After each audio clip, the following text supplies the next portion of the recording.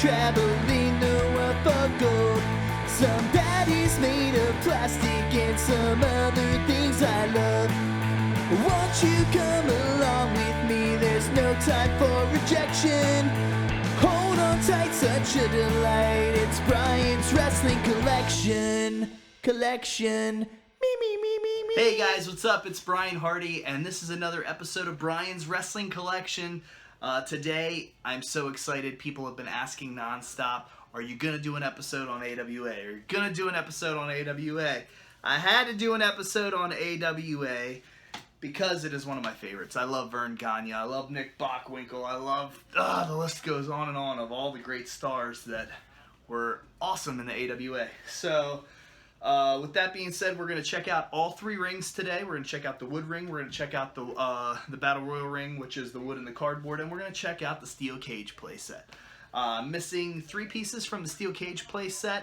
So if anybody out there can help me out with that, it's like 2 of the end pieces, you'll see, and 1 of the forks to complete that. As far as the other 2 rings, they're pretty much completed. I'm going to get a set of repro ropes for the second ring that I show you, the Battle Royal ring, because the ropes I have on that are original. So let's take a look at that right now. So this is the first AWA ring. It is repro ropes on here, and this thing is awesome. This is the one that I tell the story of that took me 3 months to put together. I originally got the body, the base of the ring, at Random Treasures in Rosedale, Maryland. It had one of the posts was broken off inside of it, so I had to do some serious drilling. It was actually to this one right here. I had to do some serious drilling to get that back to normal, and then with the help of the wrestling vigilante, my buddy Thomas Kelly, I was able to complete all 4 of these posts, get all 4 of these posts again, and then I bought some repro ropes off of eBay, and I mean, these things are awesome. Inside of it right now, which I'll go through in a second, is all of my completed, or mostly completed, AWA figures at the moment. As far as accessories go, obviously we'll go through that like I said, but I'm missing some sunglasses and some chaps and stuff, so we'll talk about that in a hot second. But this is the first AWA ring. It is the all wood ring. So as you can see, this ring is in absolutely amazing condition. The mat is beautiful. Like I said, I found this in Random Treasures in Rosedale, Maryland, so that's a great toy store. You should definitely check it out. But yeah, all wood down here, and I love that. I think that is super cool. Yep, pretty awesome. Everything's really nice and clean on this thing, and this is probably my favorite out of the 3 just because of all the hard work that I put into it to make it happen. And like I said, it took about 3 months, and then after that the other 2 rings just came together. Okay, so this quickly. Is the Battle Royal ring. This is the one that was second in, I guess, the rings, because this is the one that is made of half wood, half cardboard. There are a ton of figures in this ring. They are figures that I still need accessories for. The ropes obviously are in terrible condition because they're original ropes, so I need to get repro ropes, which I will be off of eBay this week. But the canvas is in really fantastic shape all the way around. And yeah, like I said, I'm gonna need to get some help, completing the rest of these figures. Obviously, I'm gonna need some jackets. I'm gonna need some collars and stuff like that. So we'll go through all that in a second. But yeah, this is the second ring, and I'll show you the bottom of it right now. All right, so here's the bottom of this bad boy. As you can see, it's cardboard. That really is not cobwebs, although it looks like it. That's just like hot glue from a hot glue gun. And there's the wood pieces in the ends. And yeah, pretty crazy to think that that's how they made this ring, cardboard and wood. And beautiful canvas, like I said. And I'll be getting the repro ropes here in about a week for this one. So that is the second ring. Okay, so here we have the AWA steel cage ring. I almost have the entire thing completed. I do have the 3 ropes. I have all the turnbuckles. I've got 2 of these end pieces here like this, but as you can see, I'm missing the 2 that go to this side right here. I have what they say is the most important part of this ring, which is the lock. The lock is what people rant and rave about, but it took me 2 lots of cage materials. I got one from Wrestling Vigilante, and I got the other one off of eBay. And it was worth every cent because I was able to pretty much piece this entire ring together in less than 2 days, which was awesome because my first ring had taken me about 3 months to put together. So this one was totally cool, super stoked, and I've got one of the forks. So I don't know who would play with wrestling figures like this. I certainly would not, but maybe someone out there did. But I've got one of them, so eventually I'll get another one. But that's the cage ring. Okay, so let's check out some of these figures right now. I'm going to show you guys some of the figures that I know that I need accessories for. First off, Bill and Scott Irwin, if anybody can help me out. I know they need jackets, I know they need helmets, I know they need sunglasses. If there's anything else that I'm missing, help me out. But yeah, these things are in really good condition for what they are, so I was able to pick those up. A lot of these, I try to like give shout outs and remember where I got the stuff, but half the time I don't remember because I buy and sell a lot of stuff, and every time that I buy something from somebody, if they give it to me in really, really good condition, then usually I remember. If not, I buy it, and then if I find a better one in a different condition, then I buy it from somebody else, and I don't like to not... I mean, I'll give everybody credit and shout outs here or there, but I just... I don't want to upset anybody like, he bought that from me! No, he bought that from me! Like, I bought it from all of you. You all are awesome. Road Warrior Animal and Hawk. These are in great shape. I have one of the collars. I need the other collar, and I need the chaps or whatever for them. I don't know if they came with anything else. I know that Paul Ellering needs that Road Warrior shirt. I got couple different Larry Zbyszkos I'm working with right now. They're different variants. It's really weird because some of their faces are different and stuff. It's really hard to like zoom in on, but I swear to you, even though some of them look the same, I swear they're not. Or the back of them, one says like 1982, one says 1985. Pay attention to that kind of stuff because it's important. So those are kind of just sitting idle right now in my collection. Finally got my hands on an Abdul the other day that I bought in a lot off of eBay. So really excited about that, but I need the boots and the pants for that. Jimmy Garvin, I need his robe. I don't know if he came with anything else. Obviously, I still need I need his valet too, as well. Was it Precious? I think it was Precious, with like the spray paint or hairspray can. Sorry, sometimes it can be pretty bad. So a lot of people have asked about the Terry Gordy's, because I love the Freebirds, but with the Freebirds figures, I do have Michael Hayes, which I've got him, I've got Buddy Roberts. They're both really good condition, but with the Freebirds, the Terry Gordy, there is the single stripe by the socks, and there's the double stripe. Obviously, you can tell the bodies are different as well, and there is one more of this figure with just the single that I don't have yet, but yeah, that's the variants on those. So yeah, it was really cool. This one I got as a fluke. A lot of people have messaged me about that, like, you don't know how lucky you are to get that, but I got this from a guy in Allentown. I don't know his name, so sorry I can't give you a shout out, but I got this from a guy in Allentown. When I bought this, I bought a Nick Bockwinkel, the Road Warriors, and I think Kurt Hennig and Greg Gagne all at the same time, so for a pretty decent price. Then we've got, I know we've got I don't know where it is around here, but there is a Steve Kern figure around here somewhere, but here is the Stan Lane that goes to the Fabulous Ones, so that's in pretty good shape. Like I said, I know that Steve Kern's around here somewhere, just don't know where. Scott Hall, a lot of people have been asking about him. I actually sold 2 of mine because I was trying to help different friends out at the time, and I kind of was like, I don't even know if I want to sell this or not. It was one of those just helping guys in the figure community out because I had it, and then I was like, I'll get my hands on another one. So I actually bought this one from Roadkill from ECW, so I was really excited about that he had one. So I bought this from him, and now I just need the jacket for it.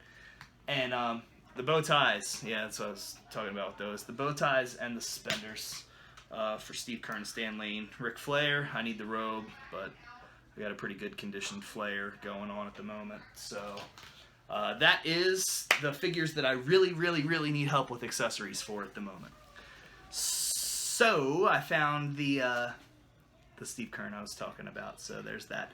What's funny is, as a kid, I don't know if I told people this before, I think I may have, but I used to play with these when I was like really, really young as my dad, Barry Hardy, and Dwayne Gill. So that was, I never played with them as Steve Kern and Stan Lane. I always played with them as Barry Hardy and Dwayne Gill. So if somebody out there in a cool Instagram land or YouTube land or whatever wants to make me some cool customs one day and actually touch these up to make it look like my dad and Gilberg, or Dwayne Gill, that would be great. So found that. If you guys hear a lot of commotion going on in the background, it's because the Ravens game's on right now. So all the people in my house, my wife and my kids and my father-in-law and stuff are all going crazy out there right now.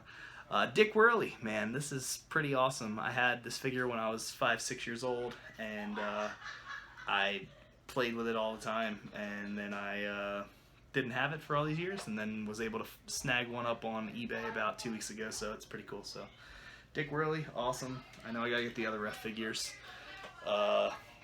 This is not an AWA figure, but I just had to show this real fast because my buddy Shane had hooked me up with this, and we did a little trade ski for some WWF magazines, and he hooked me up with this Remco United Artists Corp style Hulk Hogan, aka Thunder Lips, Rocky 3 figure, which is just awesome. It's in great condition, and I put that with my Remco figures, so who knows, maybe he'll have a match against Bockwinkel or something sometime soon. Alright, so with these figures, this is kind of crazy. So I had, right off the bat, my buddy Shane has been like a huge help. He's got an eBay store. I'm going to find a way to put it on my Instagram or my Facebook page after you guys see this video to show you where you can go to check out his stuff on eBay. But I got a lot of cool accessories from him, as well as some figures and some cool stuff. So thank you to Shane, big time. He was able to find these Gagne Raiders outfits for me. So I had already had the Kurt Hennig and the Greg Gagne, like I said, and I was able to find that. I think they have headbands that they're missing. Not really sure. A couple people had said that, but that's cool. I got the majority of it covered right here, so we'll get that other little stuff taken care of.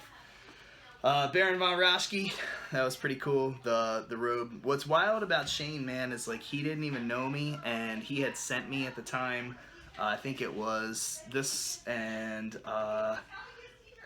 like the Rick Martel and something else. There was like a couple figures, but anyway, he sent me these for free because I told him that mine sucked and I needed an update, and he sent them to me for free, and I thought that was so cool. And just a super down-to-earth guy. I talk to him almost every night, and little known fact, I ended up selling off, which was like crazy to me because I've been trying to complete this NWA line or AWA line so bad that I had ended up selling off my Popey Japan figures, Dory Funk and Terry Funk, that I had bought that was like die hard in love with a couple of months ago, because sometimes you gotta like love figures and appreciate them and then get them out of the way and get on to something else and collect that entire series and then get on to something else.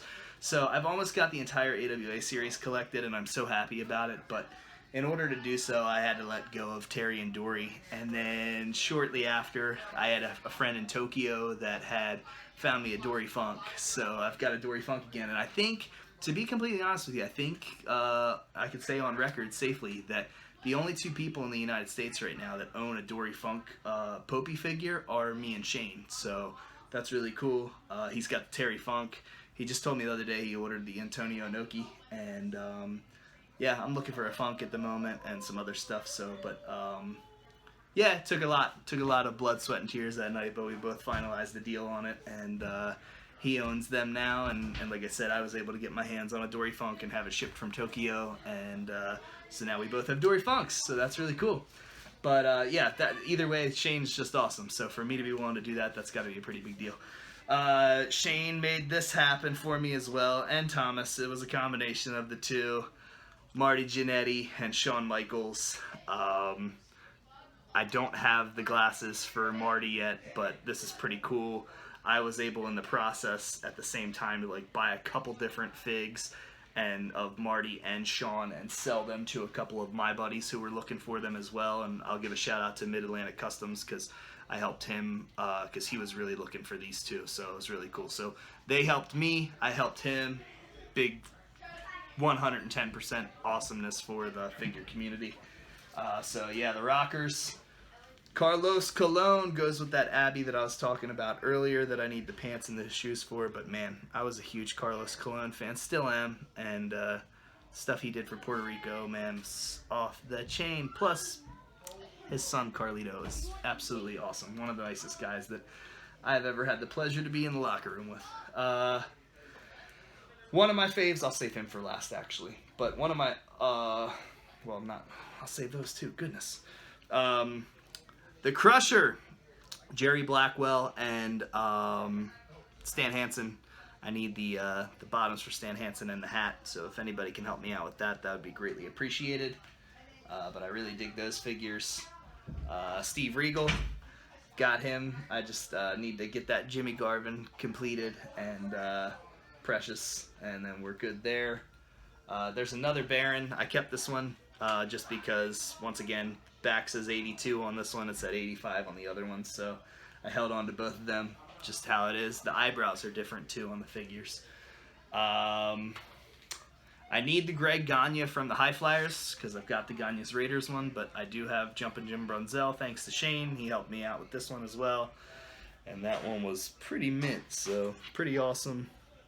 Excuse me. And all right, my last three. This one's awesome. Doug Summers.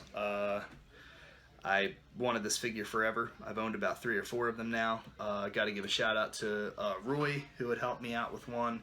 Thomas has helped me out with one. Goodness gracious, there's just so many different people that have helped me out, and I've passed it along to other guys and stuff. So I was able to get my hands on a Matt Mania one again, and yeah, the jacket, Doug Summers jacket and everything. So this is cool. He's actually one of my, probably in my top 5 of favorite AWA figures. This is definitely, this has to be like number 2 on my list for like my top AWA favorite figures. Playboy Buddy Rose with the robe intact. I've owned about 3 of these as well and have passed them along and helped out a couple of guys to buy these. These are very pricey, as well as the Doug Summers. They both are worth some serious cash. So some people have been able to help me out. I've been able to help some other people out. It's really cool. And then last but not least, this is my hands down my favorite AWA figure. I wish they would have made a Vern Gagne AWA figure and they didn't, but Nick Bockwinkel, and I put the AWA title on him, and of course he's got the knee pads, which are hard to find, and the jacket, and yeah, he's complete. So absolutely love this figure. This is probably my favorite AWA figure for sure. Doug and Buddy come to a close second or third. Gotta love the Road Warriors because I played with them as kids, and the Rockers figures are off the chart. Carlos Colon's great. Just too many great figures from the series. Flair, you know, Flair's first figure. But now it's time to talk about the last thing for this video. And once again, I keep name dropping Shane. He's awesome. I don't know if he wanted me to say his last name or not, so I didn't. But Shane is a great guy. So any of you out there in the figure community that ever do business with him, or questioning doing business with him, please do, because he's an amazing person. He was able to hook me up with this. I had been talking to him for weeks about it, and he was able to finally get his hands on one for me. He already had one. He bought it, and he said, hey, dude, I'll sell it to you. And I said, fantastic, let's do it. And it is the AWA Championship belt with Rick Martel on the front there. I used to play with this belt all the time in my backyard fed when I was a kid. I actually would use this as like a cruiserweight title. This thing was so awesome, though. It's very small, but it is in practically... I mean, it is in mint condition. There's a little tiny dent in the bubble here, which really isn't anything at all to me. Might be, other people might freak out about it, but everything else is mint. It's unpunched, which is great as well. And I just love this thing, and this is probably, it's up there. This might actually be the best thing in my entire collection of Brian's wrestling collection right now. So this is cool.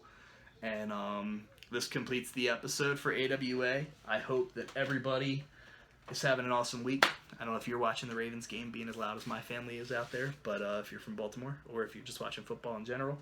But I hope everybody has an awesome week, and being a part of this AWA figure community has really just allowed me to meet some cool people and just talk to some awesome folks about good old school wrestling and figure collecting and stuff. So If you're not involved and you need to find a series to start collecting, the AWA Remcos are awesome because they are really the first line of American wrestling figures to be made in the United States, even before LJNs or anything like that. So do yourself a favor, check into the line. If you think you could start off, get some of the lesser expensive figures, and then work your way up, just like I did. But anyway, it's really awesome. This is Brian Hardy with another episode of Brian's Wrestling Collection, and I hope you guys tune in next time. So have a good night. Peace. Okay, so up top here I've got the Brian Hardy figure, the AWA Remco Championship belt, my AEW ring in the back there, and the Dory Funk figure in a protector case right now. AWA is on the first shelf in the first ring. AWA is on the second shelf in the Battle Royal ring. Like I said, those repro reps are on the way, folks. And in the third, the steel cage, which if anybody, like I said, can help me with that two end pieces there to connect and one more fork, that would be greatly appreciated. So yeah, that's it. I just love my action figures, Remco's in